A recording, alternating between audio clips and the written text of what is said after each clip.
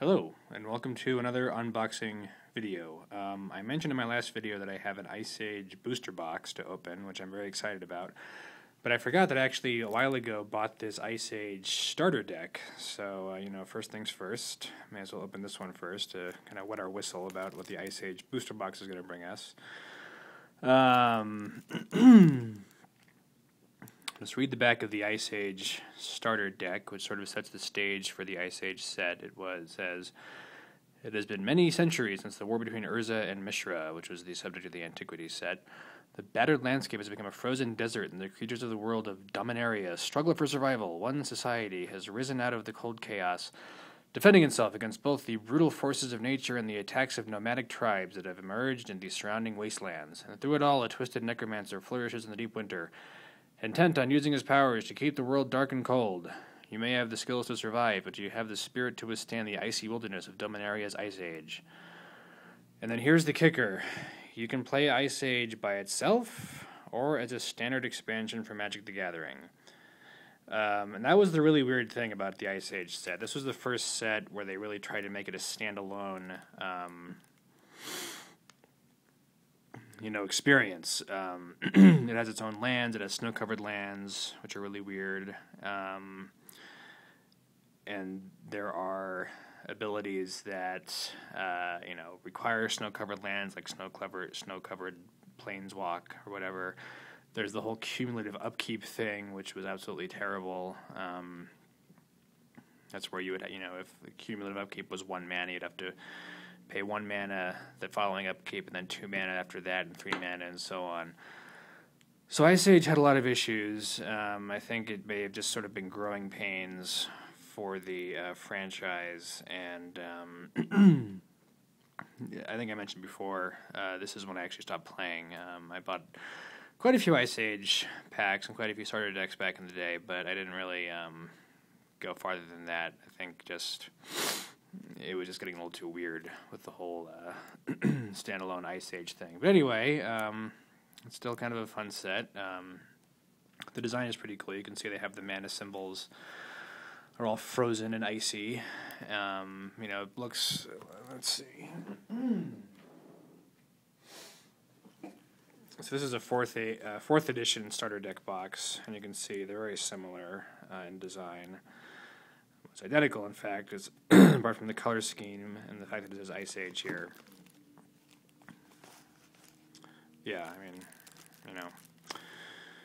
So this is what I'm talking about. The Ice Age was just basically was like a whole new game, which was strange. So anyway,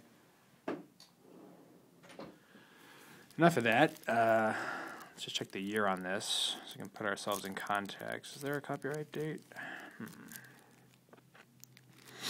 It's not to say, but this would have been, 94, 95, I would say. 95 at the latest, since that's when I stopped playing. But let's go ahead and rip open this bad boy using the cigarette wrapper ribbon. Okay, take plastic off, in the box. And just as the other starter decks, we have another cigarette wrapper to go through. The first card is Drought. I'm not going to be able to go through every single card in detail in 10 minutes here, but we can at least kind of flip through it and see if there's anything interesting. I hardly remember any of the cards from Ice Age. Pretty much Polar Kraken is the one that I remember. I cannot get this stupid thing open. I always have trouble with these. Come on. The whole point of these cigarette wrapper things is to make it easy to open. And oh, goodness. Oh, here we go. I think this is open now. Nope. Okay. There we go. So, first thing to notice is we have this Ice Age instruction booklet. This probably has all the standard rules as well as the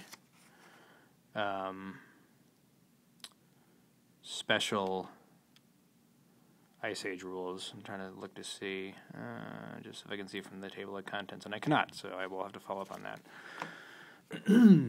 Okay, so we have the black border, indicating it's an expansion set.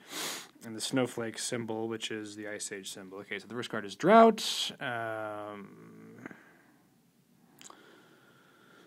Too complicated to read. Thermokarst, destroy target land. And see, here's right away. If it's a snow-covered land, gain 1 life. So right away, you have the snow-covered land stuff coming in. Krelvikin Elementalist. Okay, a little fire-breathing type ability. And you get give somebody flying for 2 blue. Vertigo, deal 2 damage to a flying creature. Do we call that one? Stench of Evil. There's a fun-looking card. Destroy all planes. All right. Mole worms. So land. So a lot of cards that attack land here. Lapis Lazuli Talisman. Do you recall this one? Untapped target permanent. Not bad. Oh, so here's the gold 2-colored thing, which was something that I think first showed up in Legends, but don't quote me on that. Touch of Vitae. Your creature may untap. Jokelhaups. I don't know what any of these are. Okay, so here's a legend. You can control target creature. Not bad. Okay, here are lands. Island, forest, plain, swamp. Forest, plains, swamp, mountain, plains, snow-covered swamp. So here's where we see. It's still just adding 1 black mana to your pool, but there are abilities that require, that have special things for snow-covered lands, and that's where that comes in. And you can see even the artwork for a regular land may be icy. The picture is a snow-covered mountain, but it's just a regular mountain as a card. Plain, snow-covered swamp. Didn't really do too well in the snow-covered lands in this one. I think there's only 3, and 2 of them are swamps. All right. Cachafoglio. Filfoglio, excuse me. Certainly one of the most cartoonish of the illustrators of this era. Cooperation. Banding. I cannot get away from these stupid banding cards. Tor Giant, I think that's exactly the same as a Hill Giant. It's an Ice Age card. Mystic Remora. Okay, so here's a cumulative upkeep, which means that your first turn after you cast, you have to spend 1 to upkeep it, and then 2 the following turn, and 3, and so on. So, and then you get to draw a card, and something happens. Kelder Undead, I think that's sort of like Dredge Skeletons, get they're more powerful, and sacrifice a creature to get that. Lava Burst, good direct damage card, kind of like Fireball. Kelderin Guard, Ray of Erasure, Songs of the Damned. That's a pretty cool card. Sealed Worm, similar to Craw Worm, except it's more powerful and more expensive.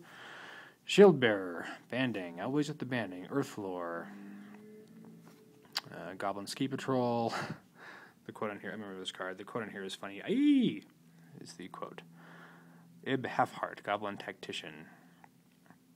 Basically, you can fling so here you go.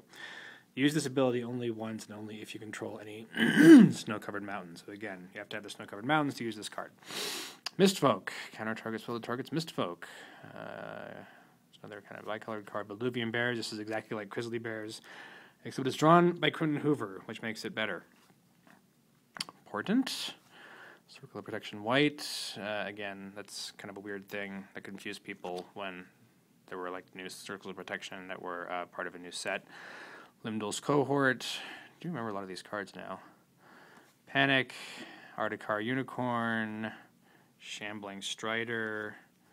Fear. Again, that's a card from the core revised set and 4th edition set, and now we have a new version of the Ice Age set. Why? Why did they do that?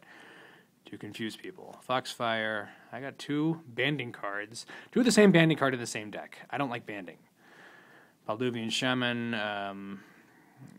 There's really no reason for this guy to be naked if there's an Ice Age going on, but Quentin Hoover just loved drawing naked people for some reason. The last card is Pyroblast. Counter target spell if it is blue or destroy permanent. Blah, blah, blah. It's an anti-blue card. Okay, so just about out of time, but there is my Ice Age starter deck. Pretty cool. So now I will probably move on to the Ice Age boosters next, although I may have another starter deck that I want to open first that people might not be excited about, but I'm going to do it anyway. All right. Thanks for watching. Subscribe.